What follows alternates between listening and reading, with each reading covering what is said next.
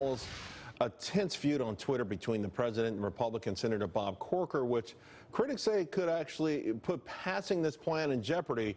So are these combative tactics used by the president, hopeful, and others? Are they helping or are they hurting tax reform? Here to discuss, Ed Kennard, AEI visiting scholar and author of The Upside of Inequality, and Andy Roth, Club for Growth Vice President for Government Affairs. Ed, let me start with you. Listen, you know the economy, you study economy like no one else, but before we can even get to these taxes and whether or not they work, we got to make sure that they can pass politically. Are you sensing that there could be some sort of a problem here vis-a-vis health care, which was tried 3 times and failed 3 times? Oh, I definitely think there's a high risk that this won't pass. And I think in order to get it to pass, they're going to have to get close to paying for the tax cuts. Won't have to get all the way there. Who are they trying to appease when they say they pay for the tax cuts? Or is this a homage, if you will, to the old conservative fiscal orthodoxy that we don't want to have deficits and raise the debt level anymore? Well, I think that's part of it. Don't forget the debt is at 75% of GDP, up from 33% before the financial crisis, on its way to about 140, 150% as the baby boomers retire over the next 30 years. So I think these concerns are legitimate. I think that Senator Corker has raised these concerns. I think there's others lurking in the woods who are going to be worried about this. And so you can get some growth to offset the deficits, but I think if the number gets too large, there are some people who are going to be concerned, legitimately concerned about the deficit. By the same token, Andy, it's been a long time since our nation's enjoyed more than 3% annual GDP growth.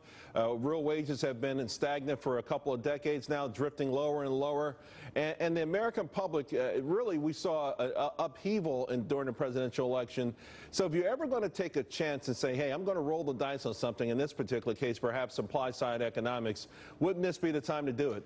Right. I've always hated the idea that tax cuts have to be paid for as if it's the government's money and not the American people. The better question is the government taxing American citizens too much? And I think the answer is unequivocally yes. So then let's do tax cuts. Now, if that means that the federal deficit and the federal debt are too large, and I believe we all believe that to be true, then you ask the second question, is the government spending too much? And the answer is yes. So we should cut spending. But we should not hold tax cuts hostage because politicians are unable to spend or cut spending. But we are back to the conundrum now, aren't we? I mean, because they're not going to cut spending. We know that.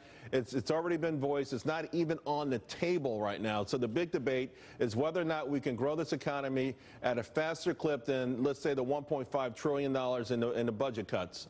There are electoral consequences if politicians don't do what they say they're going to do.